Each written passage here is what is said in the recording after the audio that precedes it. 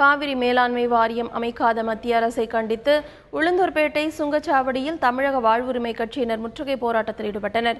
அப்போது சிலர் வன்முறையில் ஈடுபட்டதாக 11 பேர் கைது செய்யப்பட்டு சிறையில் அடைக்கப்பட்டனர்.